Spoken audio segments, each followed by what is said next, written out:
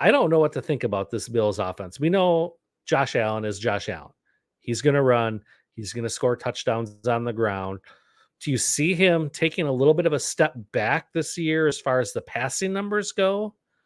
Or do you think it's just kind of overblown because, as we've talked about with Stephon Diggs, last couple seasons, he's kind of drifted off as the season went on and wasn't nearly as relevant as early in the season. Gabe Davis is gone, but he was very much a volatile wide receiver on that squad. So, what are your thoughts here, Jake?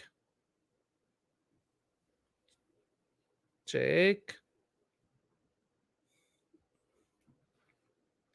Well, it looks like Jake is frozen, or maybe I'm frozen and Jake is staring at my screen. I don't know, but I will keep talking here. So,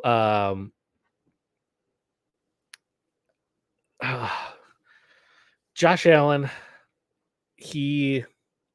I think he ends up taking a little bit of a step back this season in the passing realm. But as far as his legs go, he is such a safe floor with those rushing touchdowns and the rushing yards that he gets. So I have no concerns there. But yeah, as far as his passing goes, I think it could be a little bit of a step back. I'm not as big a believer in Keon Coleman as everyone else seems to be. But Jake, let's hear your opinion here about Josh Allen.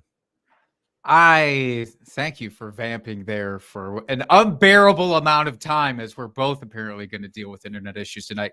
Josh Allen, I've given a lot of thought to this over the last 2 seasons because we've seen Josh Allen be resurrected by an elite wide receiver joining him and Stephon Diggs. I think Stephon Diggs joining the Bills. By the way, which Bill is this team named after? Or it has to be multiple Bills, I guess, that this team has been named after. That's just a question that I want answered. We don't have to suss it out tonight on the podcast, but nobody's ever told me that. Anyways, Stephon Diggs joining, very important for Josh Allen when it happened. I don't think he needs him anymore.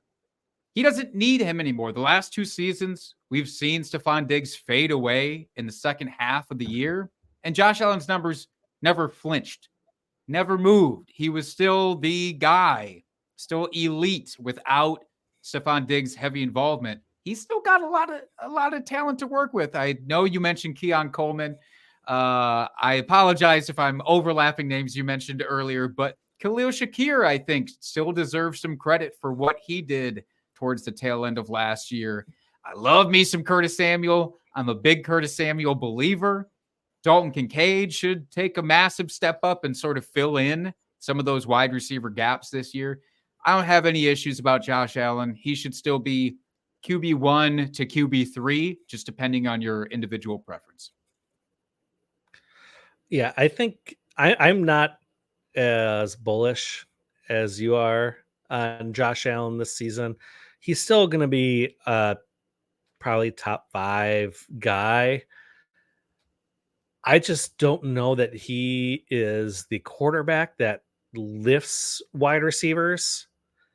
Unlike some other guys, like your Mahomes that can just throw it to anyone, or Rodgers in his prime, he had a bunch of no-name wide receivers, but still got it done. I don't know that Josh Allen is one of those guys.